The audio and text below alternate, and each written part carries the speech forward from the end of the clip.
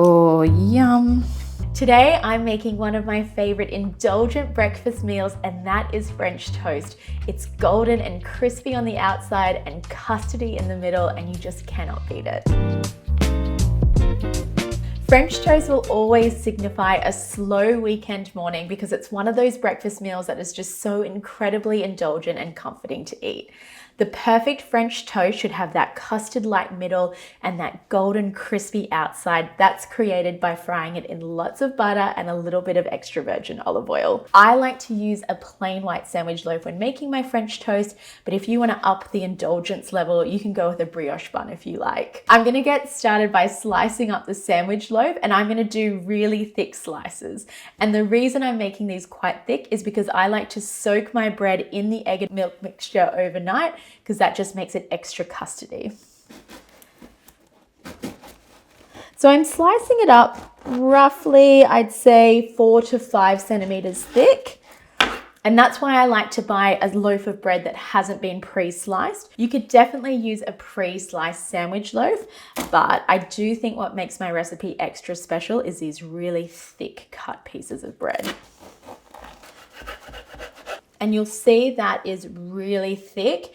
And the reason for that is we just want to allow all of that egg and milk mixture to soak up into it. So the thicker, the better. So I'm just going to line these out into a baking tray.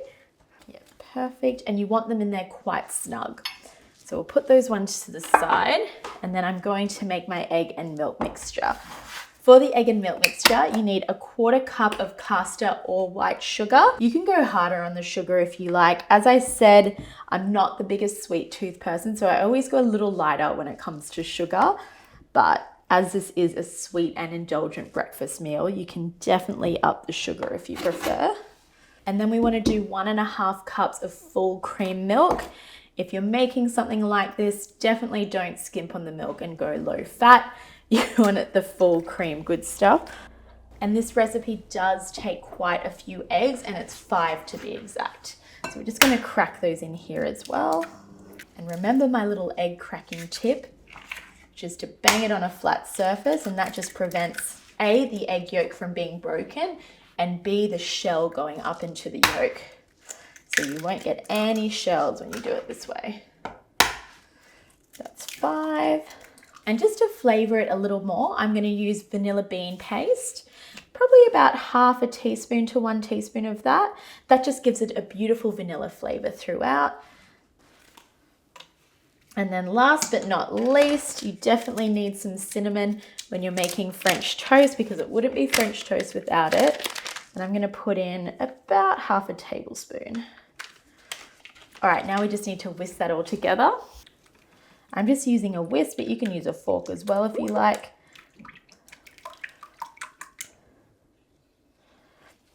And you want this to be mixed through very well because you want to make it a beautiful, smooth egg and milk mixture.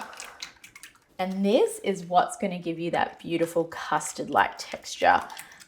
And this is one of those great meals to make when you have a few people over. I always like to make it when I have family visiting because it's a really great way to prepare the night before and then just whip up the next morning.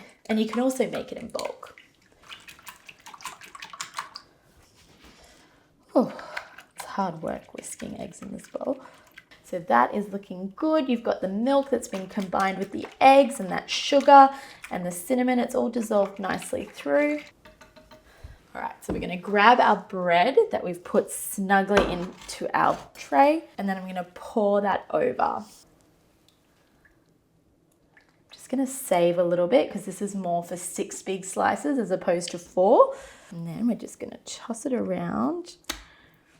And you can already see that that bread is just really soaking up that mixture. And the reason I like to leave this for 2 hours or overnight is you will see none of that mixture left in the bottom of the tray. It's going to have been absorbed all by that bread, and that's going to make it extra delicious and extra special. And then I'm just going to wrap this up with some plastic wrap, and we're going to pop it in the fridge and come back to it later. There we go. I've pulled those French toast out of the fridge, And you'll see that all of that egg and milk and sugar mixture has been completely absorbed by the toast. There's nothing left in the pan, and they have a beautiful spongy texture. Just listen to that. That is exactly what we are looking for, and that's going to give it that beautiful custard-like middle center. And I'm going to show you now how to fry it up to get that beautiful golden crispy outside layer. So I've got my cast iron pan and I've brought it up to a heat. I'm going to put a fair bit of butter in there and a little drizzle of olive oil, because I always like combining the two fats. The olive oil just flavors it and gives it that beautiful golden color, and it also helps the butter from not burning.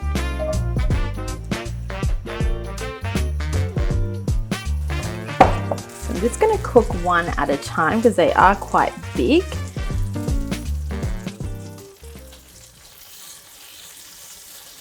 All right, I'm going to turn the heat down to a low medium, and we want to cook that nice and low and slow, and that's going to prevent it from getting burnt and just give it that beautiful golden color.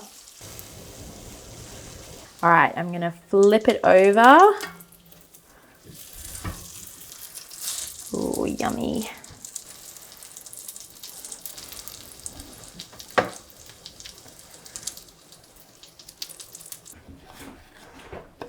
That French toast has been cooked to perfection. I'm only going to cook up one today because I am one small person and this is a massive piece of French toast. I don't think I could eat more than one. But listen to that crispy golden exterior. Oh. Yum. All right, so there's so many topping options that you can go with French toast. You could even make this savory and put some bacon on it. You could do some ice cream. You could do some strawberries or berries that have been soaked in lemon juice and sugar. But I like to keep it simple, and I'm just going to use some fresh strawberries, a little bit of maple syrup, and some icing sugar, because look how beautiful these strawberries are. I'm just going to cut some up. We're just going to put that over the top. A little drizzle of maple syrup. And then last but not least, I'm just going to do a slight dusting of icing sugar, which I like to do this in a tea strainer. It's actually a really great way to just do a little dusting of something. And how beautiful does that look? So we've dressed up that French toast beautifully, and now to cut into it.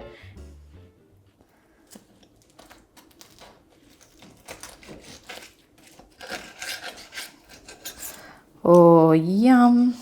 Look at that. That beautiful custard-like soft interior, crunchy outside. That is French toast perfection. All right, this just smells so good. That cinnamon with the maple syrup. So I'm just gonna get a strawberry, some of that French toast. Ooh, dip it in the maple syrup and dig in.